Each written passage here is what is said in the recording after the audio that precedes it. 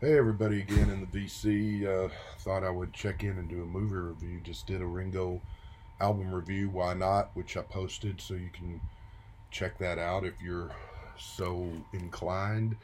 And yeah, so it is Halloween almost. Love Halloween, love October, love fall, cooler weather. Got that greatest sport of all ever invented, college football, in the thick of things, even though my teams are not doing too well this year, but still. And pumpkins and decorations, and of course, good, scary Halloween movies, which, by the way, is not scary, but Charlie Brown's Great Pumpkin comes on tonight. I'll be watch that every year since it came out in 1966. Love that show. And Joe, Mean Mr. Mayo, sometimes does movie reviews, and he especially loves to do scary movies. He hadn't really had time to do any this year. I'm hoping he'll get to do a few, because I always like to see him weigh on scary movies or any movies. But thought I would do something, and like him, I kind of like the classic old horror movies, the Dracula, Frankenstein, Wolfman, all that sort of stuff. And I like a good scary movie that's got, chills, a good story, atmosphere, and I like that more than I like the sort of slice and dice, splatter, blood and guts stuff, which, the Friday the 13th and all that sort of thing. I used to like some of that stuff when I was younger, kind of not as much now, but even when I was younger, I did like the old classic horror movies, and I like the what would be then the late 70s and 80s would be current movies at that time, horror movies that had a good story to them, and had a few scares, and just a good atmospheric, chill filled horror movie. So that brings me to a 1981 movie that I picked up on DVD recently. Really loved this movie when it came out. I saw it at the theater. Sorry, my dog is asleep and rolling around here. And liked it a lot. Had a better poster than the cover of this DVD.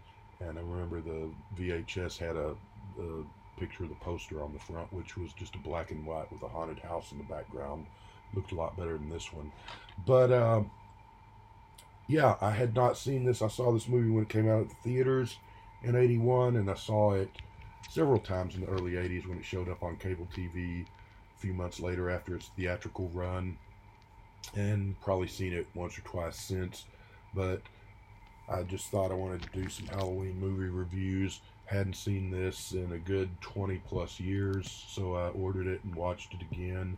Wanted to make sure, because a lot of times a movie or book or album or whatever that you liked way back when that you haven't experienced in 10 or more years, you revisit it and you're kind of like, yeah, maybe it wasn't as good as I thought it was.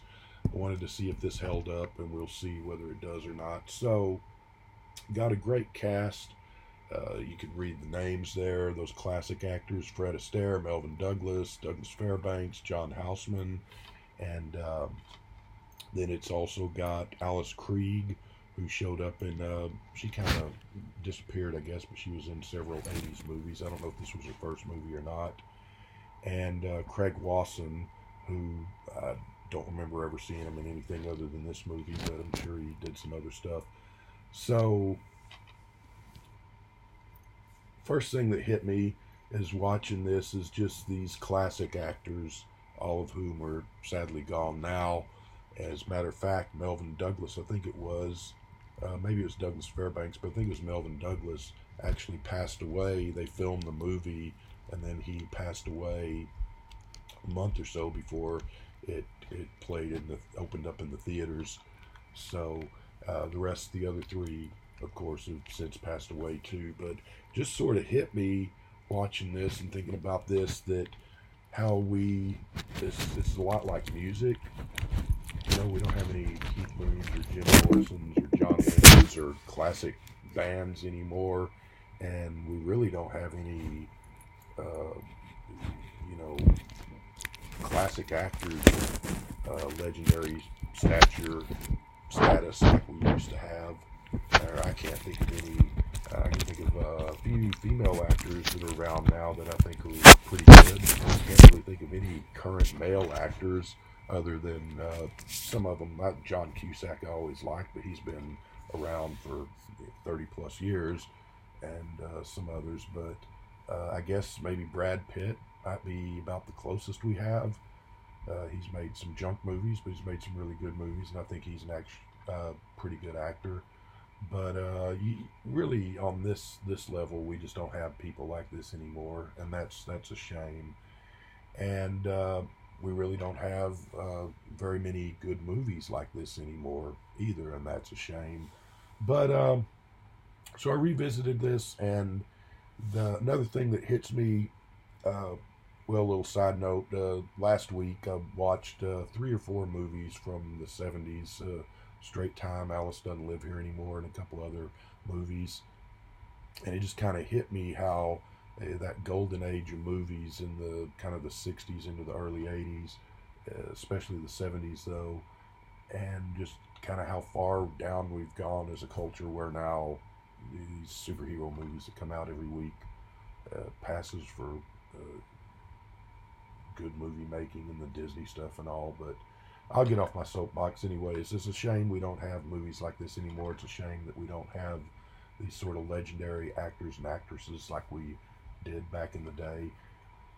The other thing that hit me was this is a very early '80s feel to this movie that I remember, because I was, when this came out in '81, I was about 17.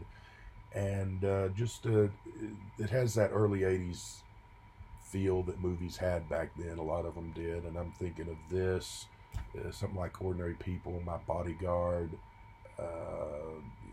My Favorite Year, Local Hero, which none of those movies are anything alike, but they just sort of all had that sort of vibe and feel to them, which movies, once you got into like the mid '80s and onward, just sort of didn't have anymore.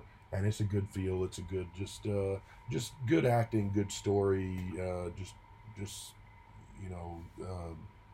substantive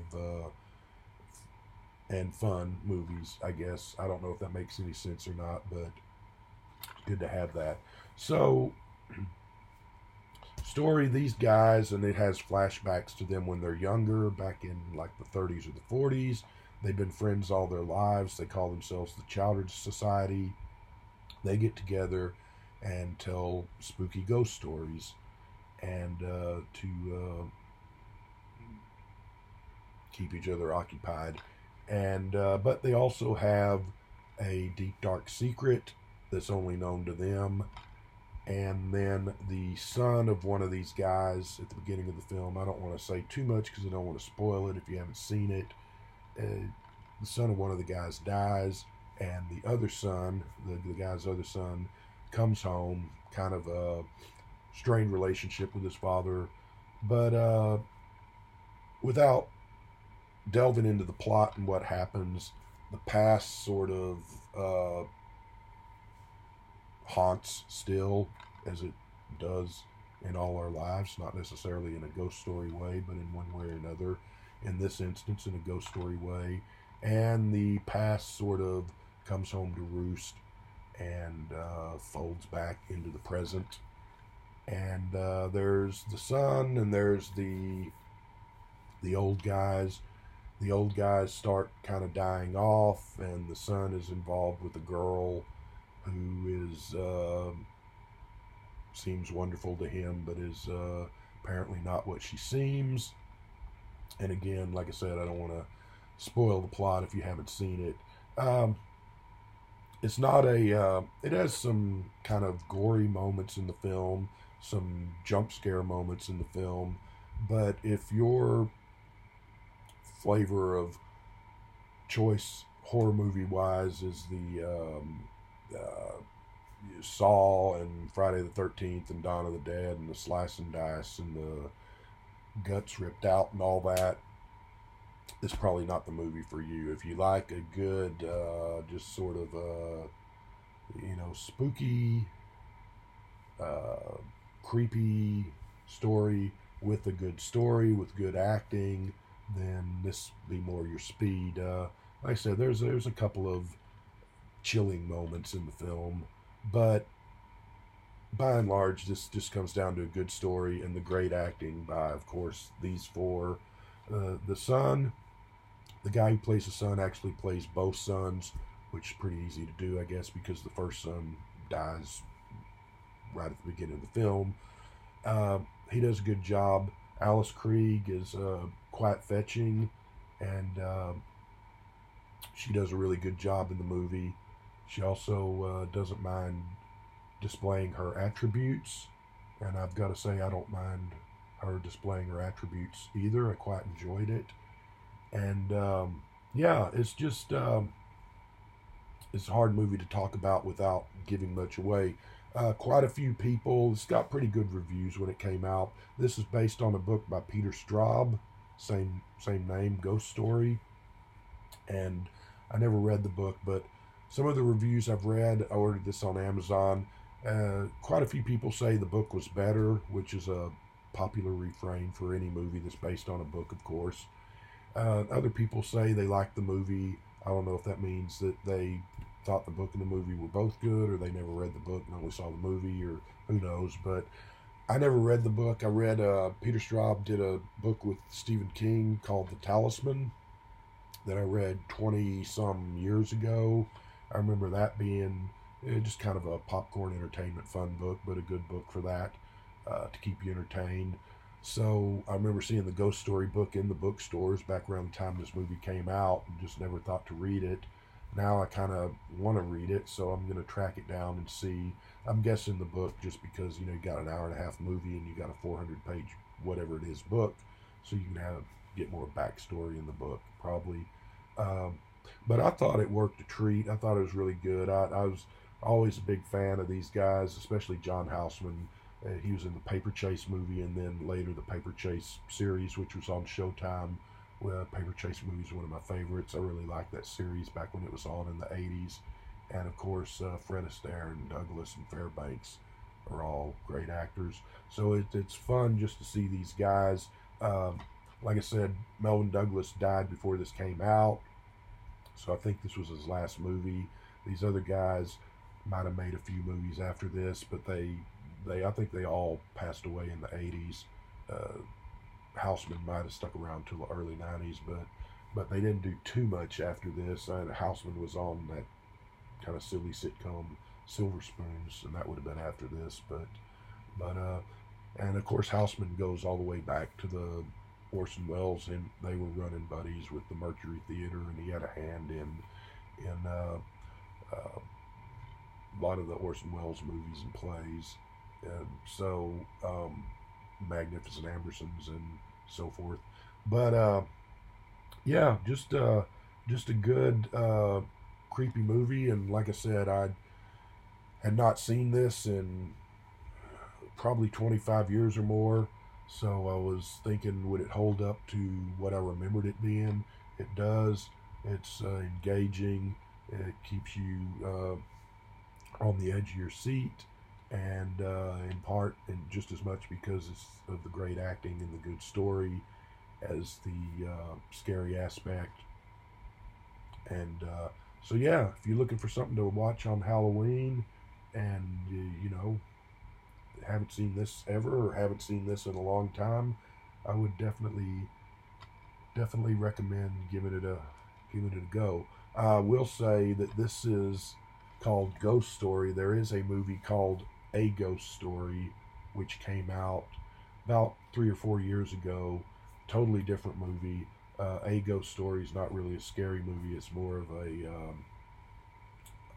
meditation, very slow-paced meditation on grief, and it's a girl.